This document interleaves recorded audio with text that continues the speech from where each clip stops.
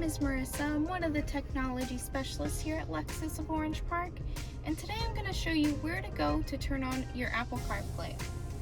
So down here on the left hand side you'll see a little settings icon. We're going to go ahead and tap on that.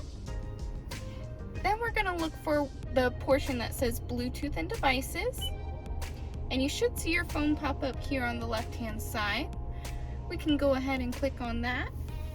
Now you'll notice there's three different options.